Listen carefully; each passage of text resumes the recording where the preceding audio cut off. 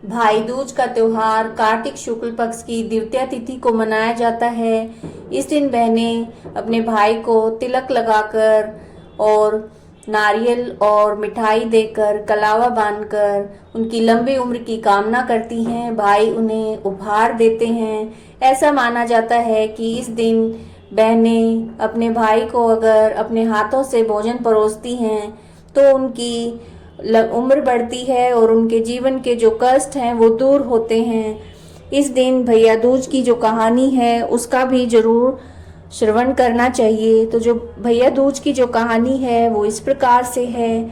एक ब्राह्मण था, उसकी दो संतान थी, एक लड़का और एक लड़की। लड़की बड़ी सुशील थी। वह अपने भाई को कभी नाराज होकर बुरा भला नहीं कहती थी। वह भाई अपनी बहन से मिलने उसकी ससुराल गया तो वो चरखा काट रही थी। तभी बहन का जो सूत का तार है वो टूट जाता है। भाई के आने का पता नहीं लगा। वो बार बार तार को जोड़ रही थी पर वो जुड़ा नहीं और पीछे मुड़कर देखा तो भाई खड़ा था। वो भाई से गले मिलकर अपने भाई का आदर सत्कार करने के लिए पड़ोसन से पूछने गई।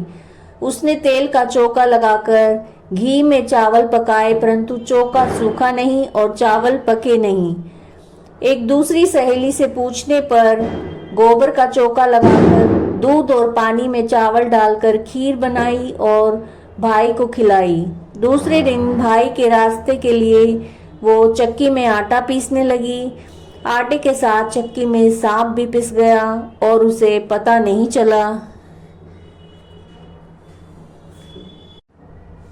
उसने उस आटे के लड्डू बना दिए और कपड़े में बांधकर भाई को दे दिया। जब वो चला गया तो उसे सांप पिसने का पता चला। भाई की प्यारी बहन अपने बच्चों को पालने में ही सोता छोड़कर भाई के पीछे पीछे चल दी। बहुत दूर जाने पर उसका भाई एक पेड़ की छाया में सोता हुआ मिला।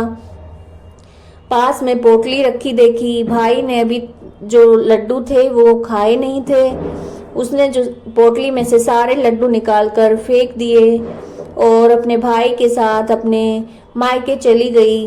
रास्ते में उसने भारी भारी शिलाएं उतरी देखी। एक राहगीर से जब उसने उन शिलाओं के बारे में पूछा तो उसने बताया कि जो बहन अपने भाई से कभी नाराज ना होती हो उसके भाई की शादी के समय ये उसकी छाती पे रखी जाएंगी। थोड़ी दूर जाने पर उसे नाग और नागिन मिले। नाग बोला, जिसकी छाती पर ये सिलाएं रखी जाएंगी उसे हम खा लेंगे। उपाय पूछने पर नागिन ने बताया कि भाई के ये सब काम बहन करे। भाई भावज को कोसकर गालियां दे तभी भाई बच सकेगा। वहीं से वह भाई को कोसने लगी। गालियां देते देते पीहर पहुंच गई।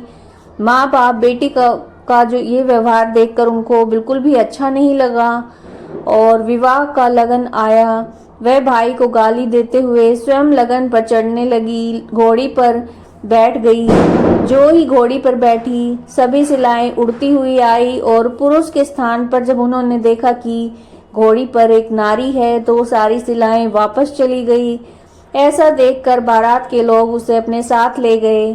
फेरों का समय आया तो उसने भाई को पीछे धकेल दिया और गंदी गंदी गालियां देकर फेरे ले लिए।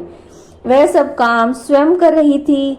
यहाँ तक कि सुहाग रात को भी भाभी के साथ स्वयं सोने चल दी। समय आने पर नाग नागिन उसके भाई को काटने आए।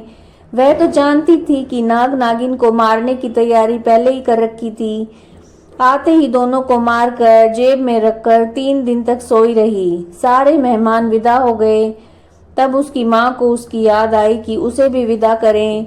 विदा के समय उसने माँ की उपेक्षा कर गुस्से से बोली, मैं इतनी नीच नहीं हूँ कि मरे हुए जो सांप थे वो माँ को दिखाए और बताया कि नाग नागिन भाई और भाभिन को डसने आए थे। मैंने अपनी जान पर खेलकर भाई के जीवन की रक्षा की है। इसी भाई के पीछे मैं अपने बच्चों को पालने में रोते चिल्लाते छोड़कर आई हूँ। मेरे भाई भाभी को किसी प्रकार का कष्ट न हो, यह कहकर जब वो लौटने लगी तो माँ ने और भाई ने उसे रोका और आदर के साथ विदा किया। भाई दूज के दिन चित्रगुप्त की पूजा के साथ साथ जो दवात और पुस्तकें हैं उनकी भी पूजा की जाती है। जय श्री कृष्णा।